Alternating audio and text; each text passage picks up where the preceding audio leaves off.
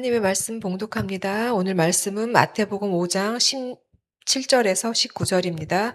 내가 율법이나 선지자나 폐하러 온 줄로 생각지 말라. 폐하러 온 것이 아니요 완전케 하려 함이로라. 진실로 너희에게 이르노니 천지가 없어지기 전에는 율법의 1.1획이라도 반드시 없어지지 아니하고 다 이루리라.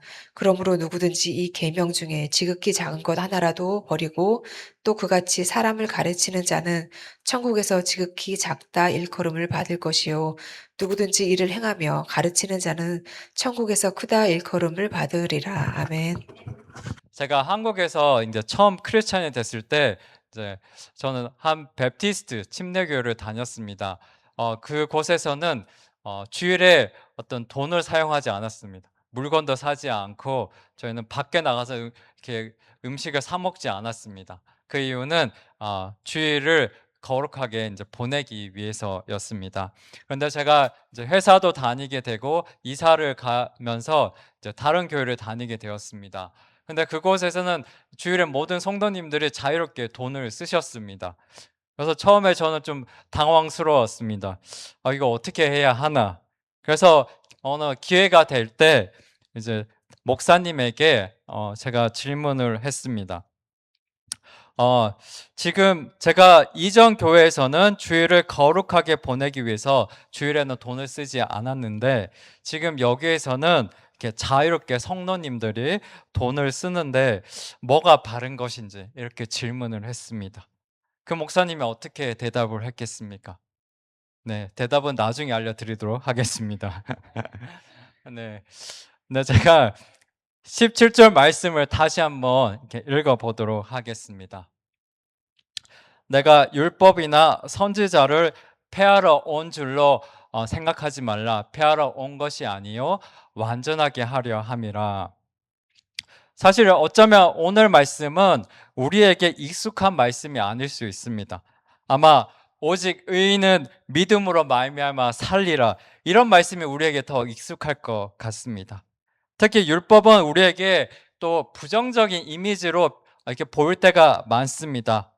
예수님 시대에 율법을 정말 열심히 지켰지만 이 예수님께 이 책망을 받은 이 대제사장들, 바리새인들, 서기관들 때문에 이들과 함께 율법까지도 이게 부정적인 이미지로 우리에게 다가오기도 합니다. 그리고 특히 사도 바울은 율법이 우리를 구원하지 못하며 오직 믿음으로 우리는 하나님의 자녀가 됨을 강력하게 주장했습니다. 그래서 율법은 더 이상 우리가 지킬 필요가 없는 것, 우리에게는 아무 유익이나 영향도 없는 것, 시대에 뒤떨어진 것으로 우리에게 여겨지기도 합니다. 그런데 오늘 말씀을 보면 예수님은 율법을 폐하러 오신 것이 아니라 완전하게 하러 오셨다고 합니다. 그렇다면 이 율법은 오늘날 우리에게 어떤 의미가 있을까요? 먼저 이 율법이나 선지자, 이 17절에서 말하는 율법이나 선지자는 곧 구약 성경 전체를 의미합니다. 또 이렇게 완전하게 하려 함이라는 말은 부족한 것을 채운다 보다는 그것을 뛰어넘어서 약속되어 있는 것을 실체로 가져와서 완성하다라는 뜻을 가지고 있습니다. 따라서 17절은 예수님은 이 구약 전체가 원래 지향하던 본래의 목적과 의미를 예수님께서 이 땅에 오셔서 예수님의 인격과 예수님의 삶과 그 사역으로 성취하러 오셨다는 말입니다. 좀 더 구체적으로 얘기를 하자면 첫째로 이 구약 시대의 이 선지자들 예언들 있죠. 많은 예언자들은 궁극적으로 구원자로 오실 메시아를 가리킵니다. 이는 곧 예수 그리스도를 가리킵니다. 예수님은 이 땅에 오셔서 그분의 삶과 사역 그리고 십자가에서 피 흘려 죽으심으로 이 구약의 예언들을 궁극적으로 성취시키셨습니다. 둘째로 이 구약 시대 율법은 사실 하나이지만 두부 자릇이 저희가 이렇게 막 분류할 수는 없지만 그래서 저희가 좀 더 쉬운 이해를 위해서 제가 기능에 따라 율법을 세 가지로 이렇게 좀 분류해서 나누어서 얘기해 보겠습니다. 첫째는 의식법입니다.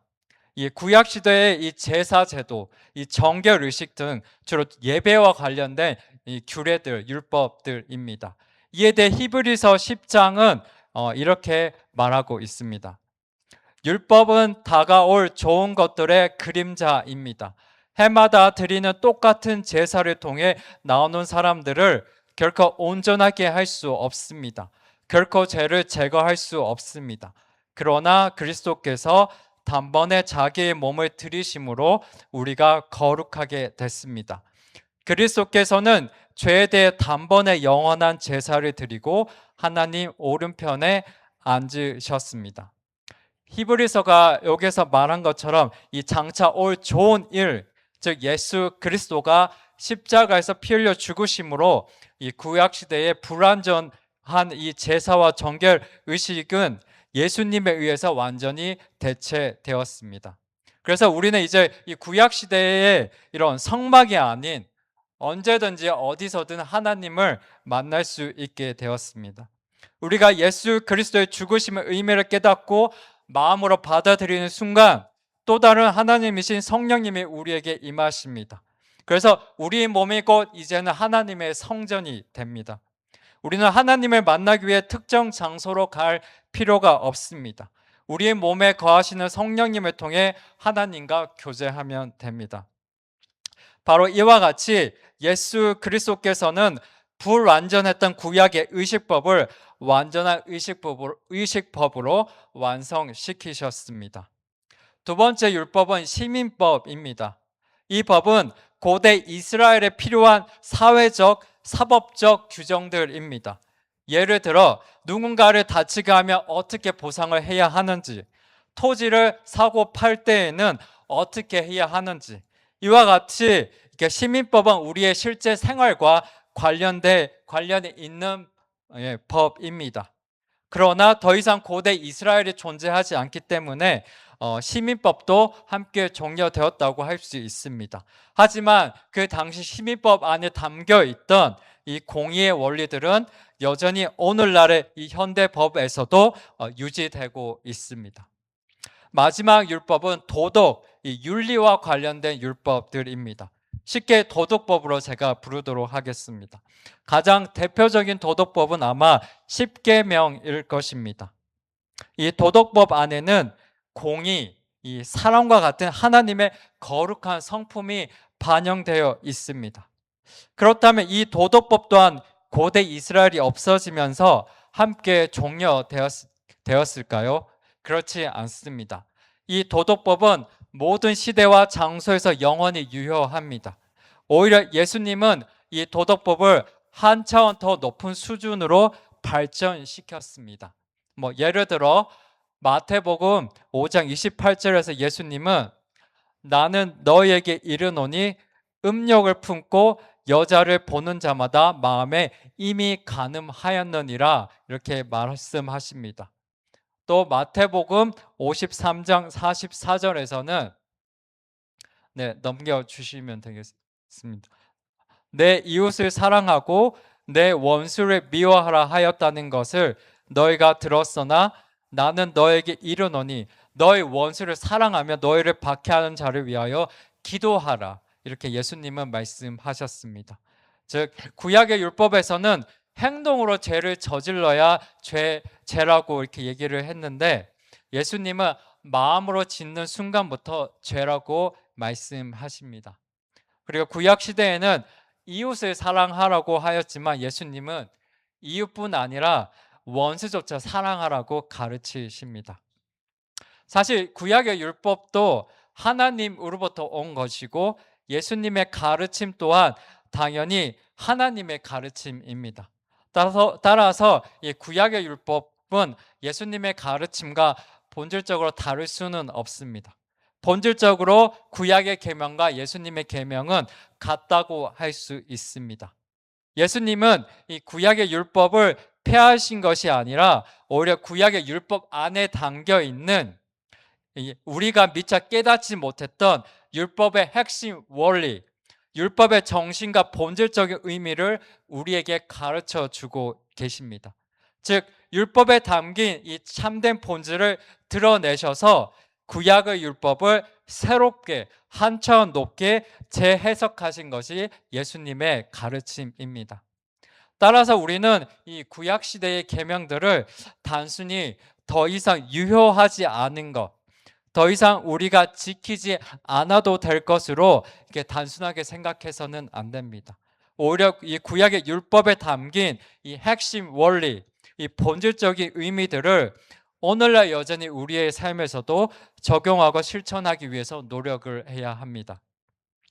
예를 들어 우리는 지금도 사실 구약시대 십계명을 열심히 지키려고 노력하고 있습니다. 하나님 한 분 외에는 다른 신들을 내게 두지 말라. 내 부모를 공경하라. 내 이웃의 집을 탐내지 말라. 이러한 십계명의 원리, 이 본질적인 의미들은 여전히 우리에게도 유효합니다. 또 오늘날 우리가 사실 드리는 이 헌금, 이 11조도 구약의 율법의 원리가 교회에 적용된 것입니다. 하나님은 이스라엘 백성들에게 제사를 지낼 때 예물들을 가지고 오게 하셨습니다.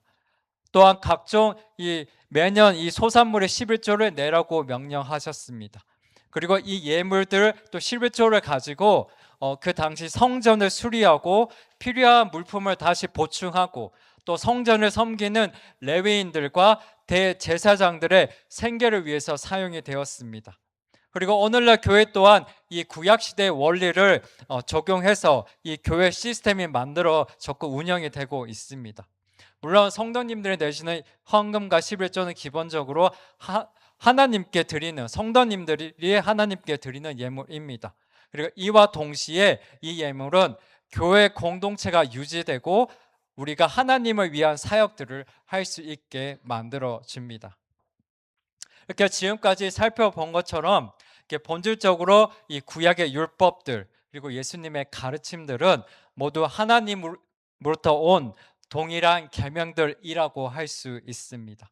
그리고 이 구약의 율법, 이 예수님의 가르침들 속에는 하나님의 사랑, 공의와 같은 이 하나님의 성품과 속성들이 반영되어 있습니다. 그리고 이 하나님의 성품, 속성들은 영원히 변하지 않기 때문에 이 계명들 속에 있는 이 원리와 의미들 또한 시대에 따라 변하지 않고 시대에 따라 다르게 적용될 수 없습니다. 따라서 하나님의 자녀인 우리는 여전히 이 구약의 율법에 담긴 원리와 의미들을 지키고 순종하기 위해 노력을 해야 합니다. 이제 그 목사님의 대답을 제가 알려드리겠습니다. 방금 제가 말한 것처럼 주일에 돈을 쓰는 것이 율법이 되면 안 되지만 주일을 거룩하게 지키기 위한 방법들 중에 하나로 그렇게 할 수 있다였습니다. 즉 주일에 돈을 쓰느냐 쓰지 않느냐가 중요한 것이 아니라 주일을 어떻게 하면 거룩하게 보낼 수 있느냐가 중요하다는 말입니다. 나는 주일을 거룩하게 보내기 위해 돈을 쓰지 않는 것이 좋다고 생각이 되면 그렇게 하면 됩니다. 그러나 다른 방법으로 나는 주일을 거룩하게 보낸다고 해서 그것이 잘못된 것이 아닙니다. 형식이 아닌 형식에 담긴 정신을 우리는 지키고 실천하는 것이 중요합니다. 제가 계속해서 19절을 읽어보도록 하겠습니다. 그러므로 누구든지 이 계명 중에 지극히 작은 것 하나라도 버리고 또 그같이 사람을 가르치는 자는 천국에서 지극히 작다 일컬음을 받을 것이요 누구든지 이를 행하며 가르치는 자는 천국에서 크다 일컬음을 받으리라. 이 19절의 배경을 제가 잠깐 말씀드리면 예수님 시대의 이 바리새인들은 이 율법을 613개로 이렇게 분류를 하고 그리고 또 가벼운 계명, 무거운 계명을 이렇게 율법들을 나누었습니다. 아마 이들은 이 무거운 계명들은 아마 더 잘 지키고 또 가벼운 계명들은 아마 상대적으로 좀 열심히 지키지 않으려고 이렇게 놔두지 않았을까 이렇게 생각하게 됩니다. 왜냐하면 이게 무겁고 중요해 보이는 계명들은 이렇게 잘 지키면 사람들 그리고 하나님으로부터 이렇게 칭찬과 큰 보상을 받고 중요해 보이지 않는 이 사소한 계명들은 잘 지켜도 사람들로부터 주목도 받지 못하고 하나님으로부터 보상이 적을 것이라 이들이 생각했기 때문일 것입니다. 그래서 19절은 예수님은 이런 바리새인들의 이런 위선적인 행동을 지적하면서 이렇게 말씀하신 것입니다. 어쩌면 우리 눈에도 바리새인들의 이런 모습은 좀 한심스러워 보이기도 합니다. 그런데 사실 우리도 어떤 면에서는 이 예수님 시대의 이 바리새인들과 비슷한 모습을 가지고 있다는 생각이 됩니다. 어느 순간부터 우리는 구원 그리고 성화, 즉 성숙해지는 과정을 분리해서 생각하는 것이 익숙해졌습니다. 왜냐하면 율법 준수에 집착하다가 망한 이 바리새인들을 보면서 우리는 율법이 아닌 믿음으로 내 행위가 아닌 전적인 하나님의 은혜로 구원받는다는 이 신학적 교리가 우리 안에 확고하게 자리에 잡혀 있습니다. 그래서 우리는 예수님의 가르침 이 계명들도 구원과 관련돼 있느냐, 성과 있느냐로 이렇게 나누어서 이렇게 생각하곤 합니다. 그리고 이 성화와 관련된 말씀들은 상대적으로 우리가 좀 소홀히 여기는 경향이 있습니다. 저도 이렇게 성경책을 읽다가 어떨 때는 이 말씀은 내가 아직은 정말 실천을 못하겠다 이런 생각이 들 때가 있습니다. 그런데 진짜 문제는 그 말씀을 실천하지 못하는 것에 대한 어떤 진지한 고민과 노력을 하지 않고 그 순간 잠시 고민하고 잊어버립니다. 이 말씀을 실천하지 못해도 아마 나의 구원에는 영향이 없을 거라는 그런 어쩌면 아니란 마음이 제 마음에 있기 때문일 것입니다. 19절에서 예수님은 작은 계명들을 소홀히 해서 천국에서 작은 자가 되지 말라고 하는데 아마 어떤 분들은 그래도 다행히 천국에는 가는구나. 좀 이 땅에서 내가 좀 하고 싶은 대로 살다가 천국에서 작은 자로 살면 되지, 괜찮아. 이렇게 생각하시는 분들도 있을 수 있습니다. 이런 모습은 어떤 면에서는 바리새인과 다르면서도 비슷한 면이기도 합니다. 사실 바리새인들도 이렇게 율법을 지키는 것이 좋아서 이렇게 악착같이 율법을 지켰습니까? 이렇게 마음으로는 율법을 지키고 싶지 않을 때도 있을 텐데 율법을 지켜야 하나님의 심판을 받지 않을 거라고 생각하니 이렇게 마음 따로, 이렇게 행동 따로 이 삶이 되어 버려서 결국 이들은 위선적인 신앙인이 되었습니다. 사실 오늘날 이렇게 제가 신학교에서 공부할 때에도 어떤 수업 자료나 설문조사나 리서치 자료를 보면 모든 크리스천을 하나의 그룹으로 이렇게 묶지 않습니다. 이러한 자료들을 보면 카테고리를 나눌 때 헌신적인 크리스천, 그리고 명목상 크리스천 또는 습관종 교회 출석 크리스천으로 나누어서 각각의 그룹에 대한 조사 결과를 이렇게 얘기를 합니다. 예수님의 가르침에 따라 살지 못해도 나에게는 믿음이 있으니까 구원은 받으니까 괜찮아라는 이런 안일한 마음들이 하나의 크리스천 그룹이 아닌 두 개의 크리스천 그룹을 만들어 내지 않을까 개인적으로 이렇게 생각해 보게 됩니다. 그러나 예수님은 사실 성경에서 이 믿음과 행위의 분리에 대해서 경고의 말씀도 하시고 계십니다. 마태복음 7장 27절에서 이렇게 말씀하십니다. 내게 주님 주님 하는 사람이라고 다 하늘나라에 들어가는 것이 아니다. 하늘에 계신 내 아버지의 뜻대로 행하는 사람이라야 하늘나라에 들어갈 것이다. 계속해서 읽어보겠습니다.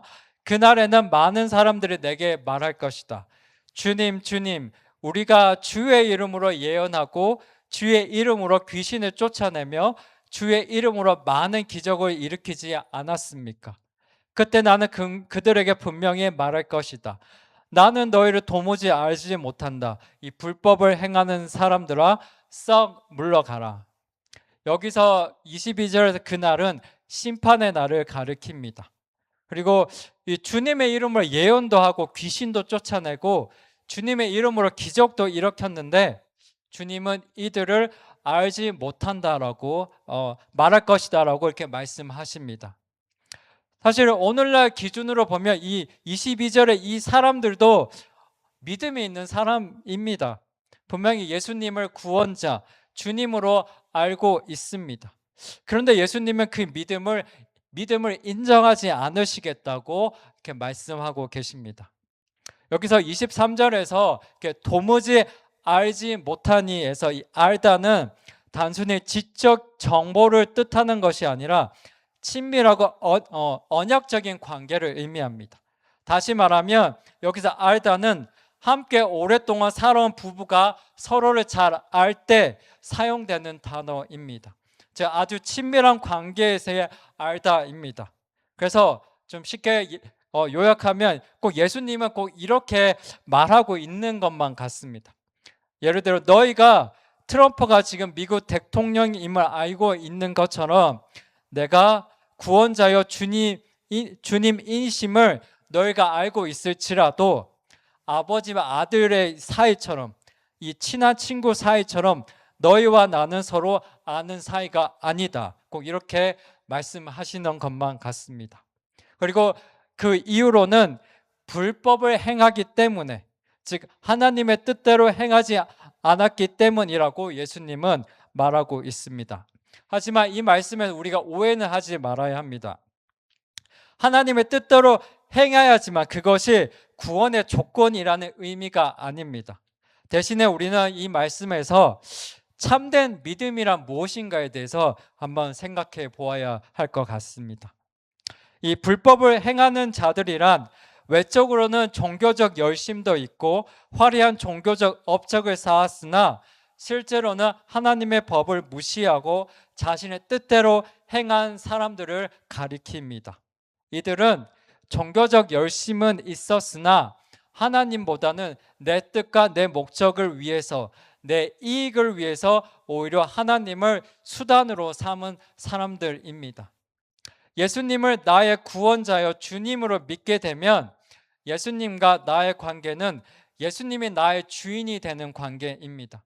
결코 수평적인 관계가 아닙니다. 내가 우선이 되는 관계가 아닙니다. 예수님이 나의 주님이 되는데 어떻게 예수님이 나보다 아래거나 저와 똑같을 수 있겠습니까? 그런데 이 불법을 행하는 자들은 예수님의 주인이 아닌 수단으로, 예수님보다는 내가 우선순위인 관계로 삼은 자들입니다. 어떻게 이런 관계를 진정한 믿음의 관계라 할 수 있겠습니까? 이 예수님을 나의 주님으로 믿게 되면 나의 주인이 되신 예수님의 뜻에 내가 맞춰가는 과정이 따라가야 합니다. 제가 AI에게 이 크리스천의 성화, 이 성숙해지는 과정에 대해서 질문을 했는데 이렇게 설명해 주었습니다. 성화의 초기 단계는 나의 내면이 따라가지는 못하지만 그럼에도 예수님의 말씀을 지키려고 노력하는 단계이다. 그래서 초기 단계에 있는 분들은 어쩌면 바리새인과 유사해 보일 수 있다입니다. 왜냐하면 마음이 못 따라가니까요. 중간 단계가 되면 이제 죄를 짓지 않으려는 노력에서 하나님을 사랑하는 마음으로 이동한다입니다. 그리고 이 성숙의 단계에 도달하면 나의 욕구와 내가 바라는 것이 하나님의 뜻과 일치하게 되는 단계입니다. 네, 정말 저를 보면 우리 모두가 이 성숙의 단계가 되면 너무 좋을 것 같습니다. 더 이상 갈등이 없을 것 같습니다.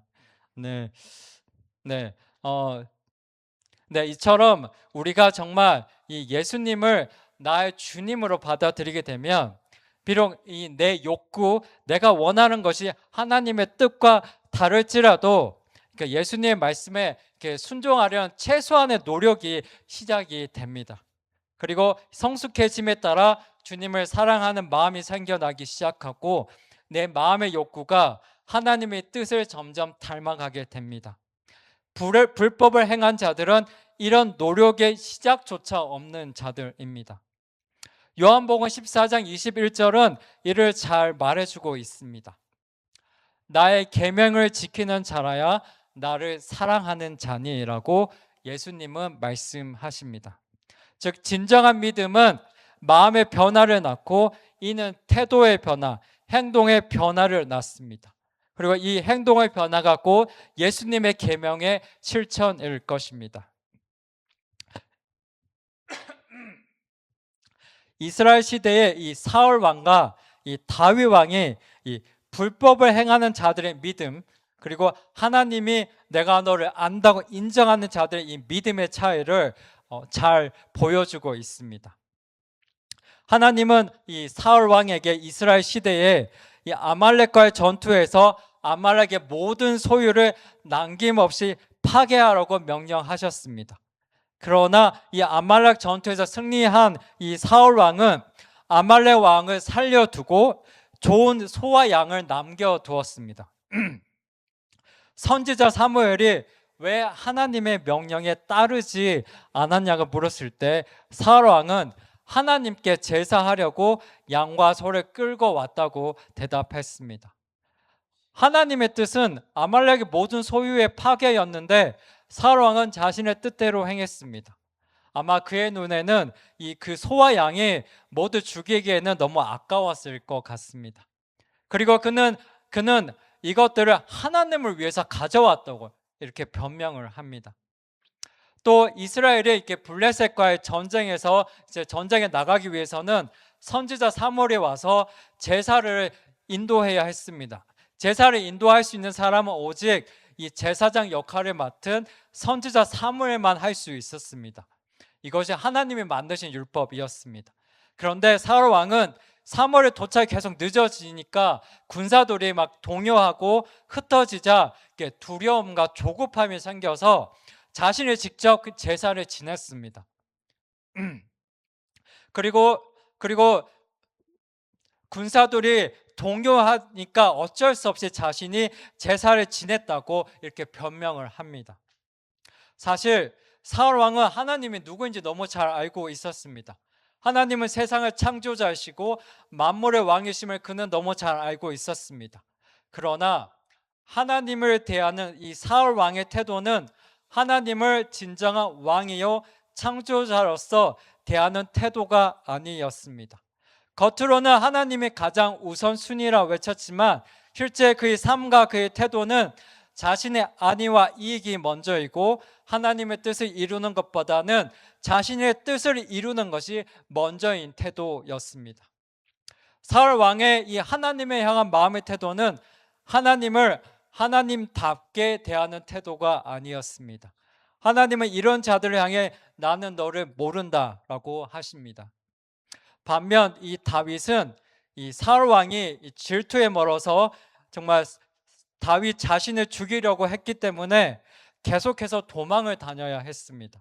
이 도망을 다니다가 어느 날 다윗이 이 사울 왕의 피해 숨은 동굴에 이 사울 왕이 소변이 마렵든지 용변을 보러 들어왔습니다.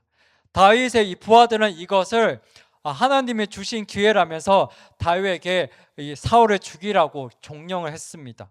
그러나 다윗은 여호와 하나님의 기름 부음 받은 왕을 치는 것은 하나님의 뜻이 아니다라며 부하들을 막았습니다.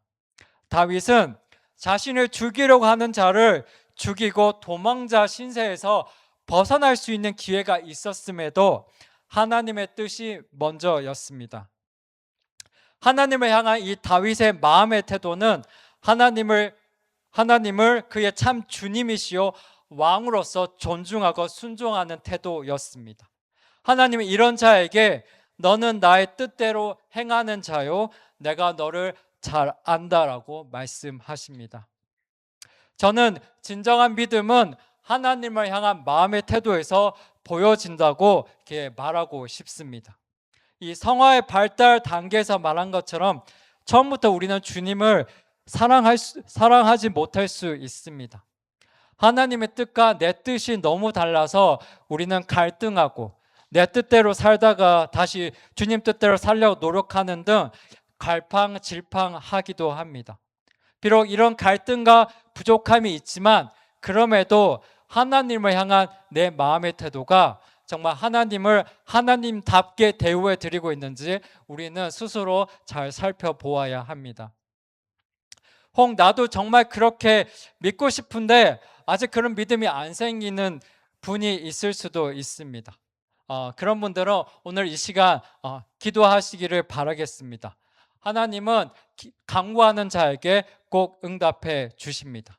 또한 그 기도할 때 성령님께서 오셔야 내가 믿음을 가지고 싶다고 해서 믿음이 생기는 것이 아니라 성령님께서 오셔서 우리에게 믿음을 주실 때 그 믿음이 생길 줄로 믿습니다. 바라기는 우리 모든 성도님들이 정말 이 참된 믿음을 가지고 언젠가는 이 나의 내면의 이 욕구가 하나님의 뜻과 일치하는 정말 성숙한 크리스천들 모두가 되기를 정말 축복드립니다. 마지막으로 제가 3분짜리 영상 하나를 준비했습니다. 이 영상은 바리새인들처럼 의무로 하나님의 율법을 지키는 것이 아니라 예수님을 사랑하는 마음이 정말 생겨나고 이 나의 욕구가 하나님 뜻과 일치될 때의 삶에 좋은 예를 보여주고 있습니다. 참 도전이 되는 영상이라서 제가 준비했습니다. 레바논에 살고 있는 목사님들의 영상입니다. 같이 한번 보도록 하겠습니다. During the coronavirus time, please ask everything, anything, even gold, even silver, everything. That at that time we were blessing for every kind of people. We were channels of blessing. Until now, they are talking about that time. Lots of people. That's how you were blessing, and you have a heart to give. You know, lots of people they put it in their kitchen. They didn't give for anyone because they don't know how to give. But at that time, you know, only the believers have this heart. Give, give, give, and we begin to give. Even the neighbors, I was in north of Lebanon, Muslims, Christians, rich people. We are giving them. They surprised. We were channel of blessings. Wow.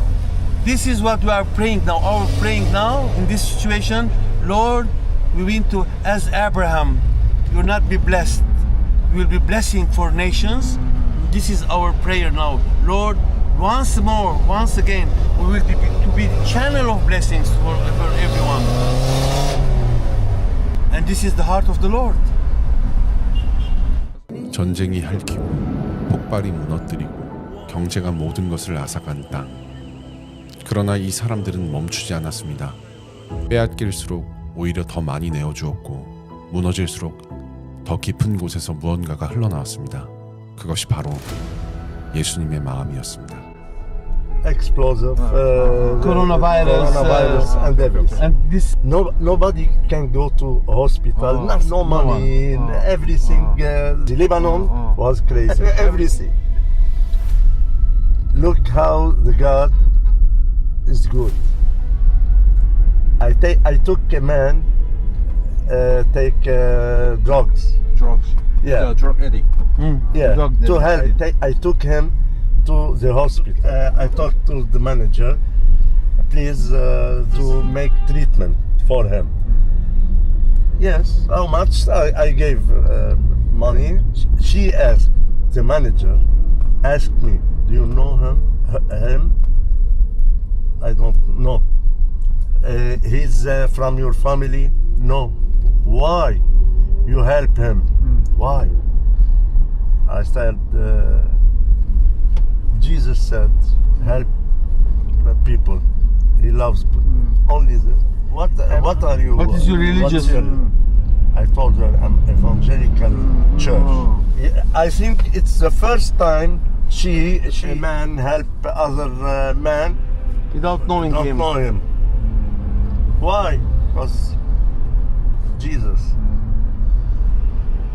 우리가 마주한 이들은 의무감에 땀 흘리는 일꾼이 아니라 기꺼이 전 재산을 내어주고 원수를 끌어안는 제자였습니다. 내일 당장 폭탄이 떨어질지 모르는 잿더미 위에서 이들은 세상 그 누구보다 안전했습니다. 이제 이 영상을 보시는 여러분에게 묻습니다. 당신이 서 있는 그곳은 정말 이곳 레바논보다 안전하십니까?